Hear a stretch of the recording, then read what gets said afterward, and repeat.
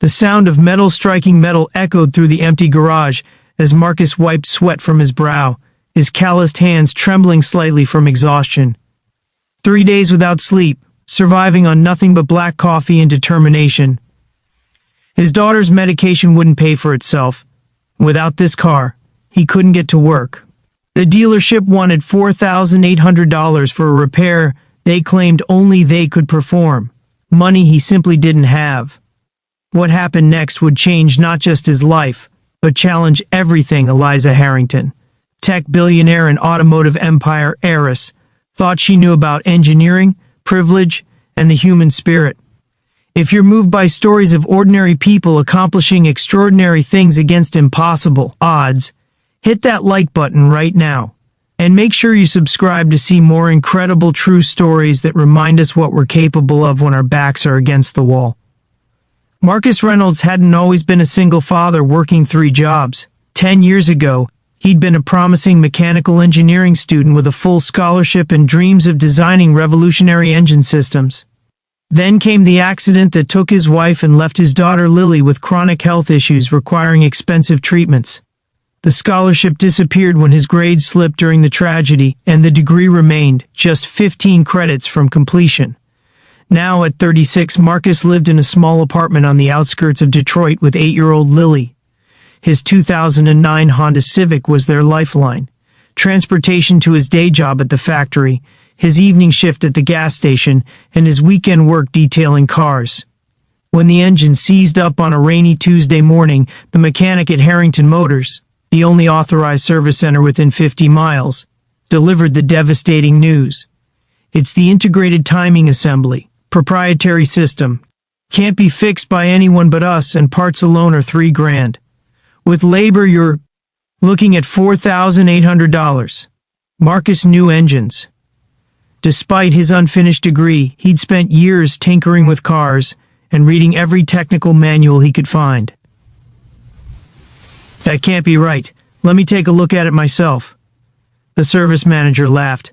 Look, buddy, this isn't some backyard fix. The Harrington ITA system is patented technology.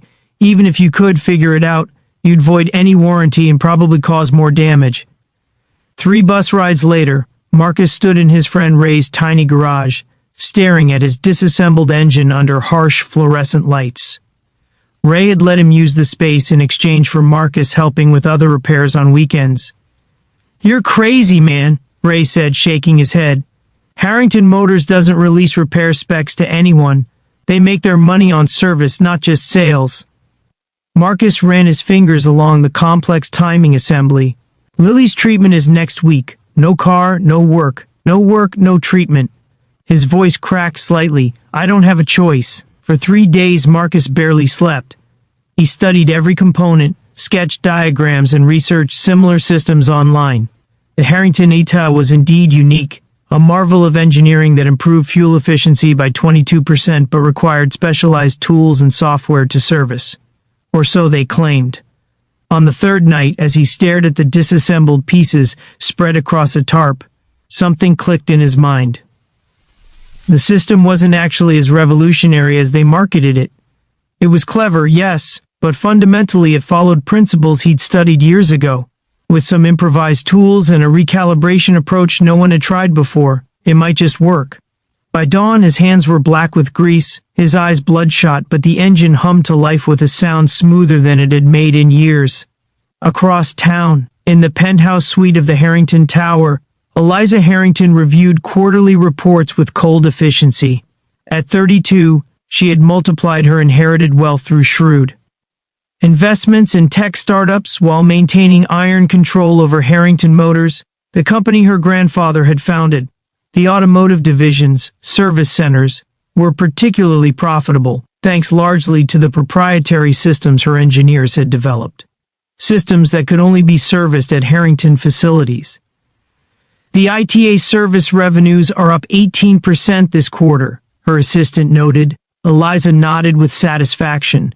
She'd personally championed the technology, seeing both its engineering merit and its business potential. Critics called it predatory, forcing customers into expensive service contracts, but she considered it simply good business. Quality engineering deserves quality service and premium prices. Her phone buzzed with a notification from her social media team. A video was going viral, something about a Harrington engine repair. Normally she wouldn't bother with such things, but the engagement metrics were extraordinary. Curious, she pressed play. The video showed a tired-looking man in a shabby garage explaining in remarkably clear, precise terms how he'd repaired a Harrington ITA system with basic tools and materials that cost less than $200.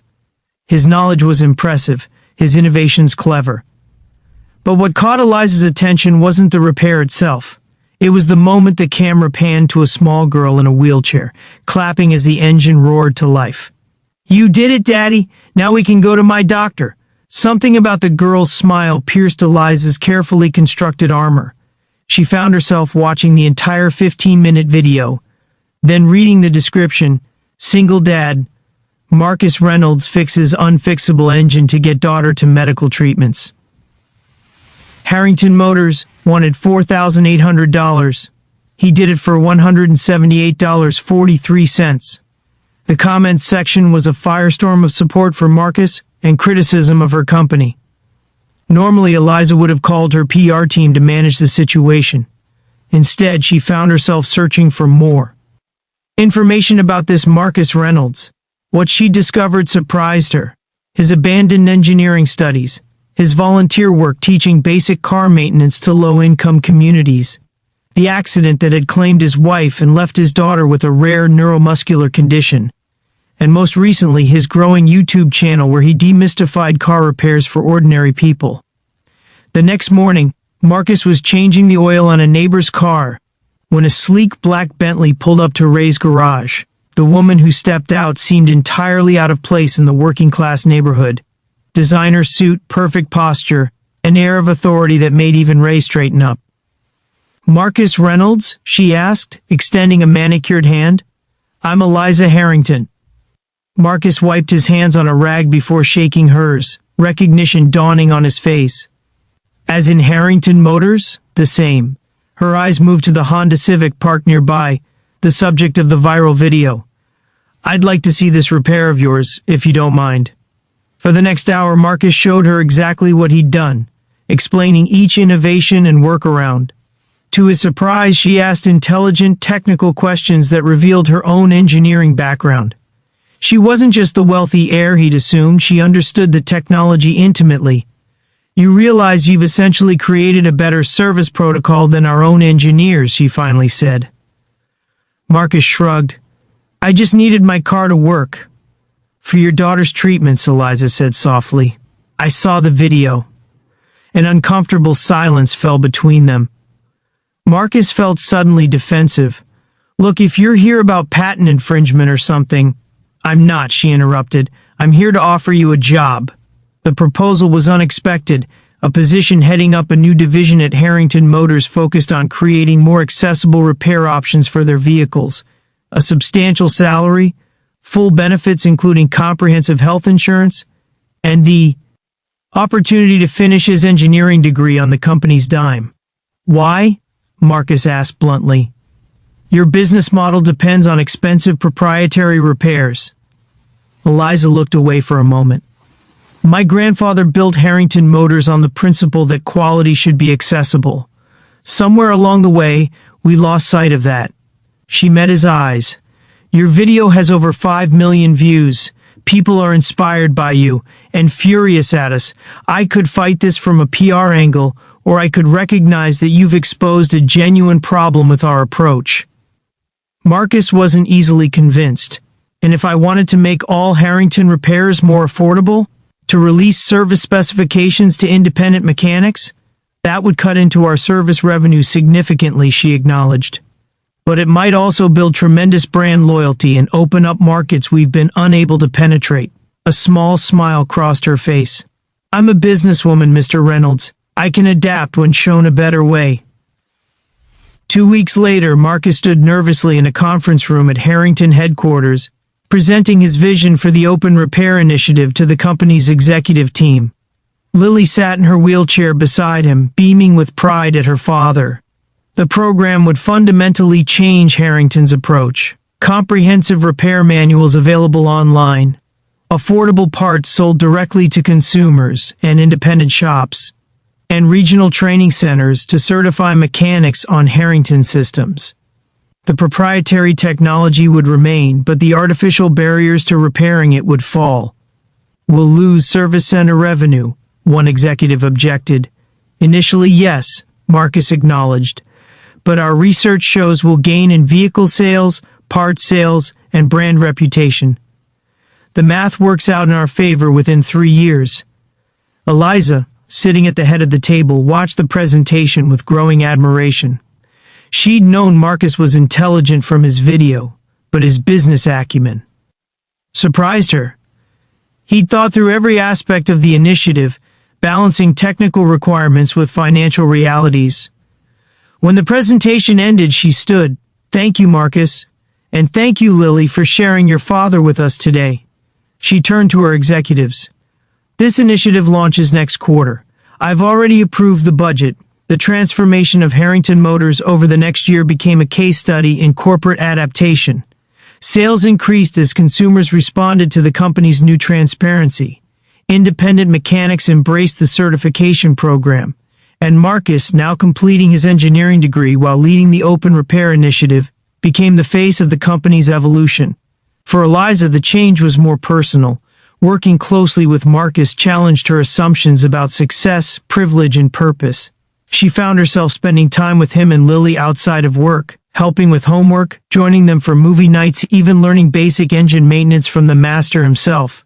"You could have crushed me with lawyers," Marcus said one evening as they sat on his small apartment balcony after Lily had gone to bed. "Instead, you changed your entire business model." Eliza looked out at the city lights. "My grandfather used to say that the measure of a person isn't how they handle success, but how they respond when shown they're wrong." She turned to him. "You showed me I was wrong, not just about engines but about what Harrington Motors could be." 1 year to the day after the viral video, Marcus and Lily stood with Eliza at the ribbon cutting for the first Harrington Community Repair Center, a place where people could work on their own vehicles with professional guidance, using proper tools at minimal cost. It was the 50th such center to open nationwide. As cameras flashed, Lily tugged on Eliza's sleeve. "Are you going to marry my dad?" she asked with a child's directness. Both adults blushed furiously as reporters chuckled. But Eliza knelt down to Lily's level and whispered, "I don't know yet, but I think we're both open to having our lives repaired." The story of Marcus Reynolds and Eliza Harrington became more than a viral video or a corporate turnaround. It became a reminder that sometimes the most unlikely connections lead to the most profound changes, that expertise isn't measured by degrees or wealth, but by ingenuity and determination, and that sometimes the things experts claim are impossible just haven't been attempted by someone with no choice but to succeed. As Marcus often told the engineering students who now flocked to his lectures, the most powerful tool in any repair isn't in your toolbox. It's the belief that there's always another way, especially when everyone tells you there isn't.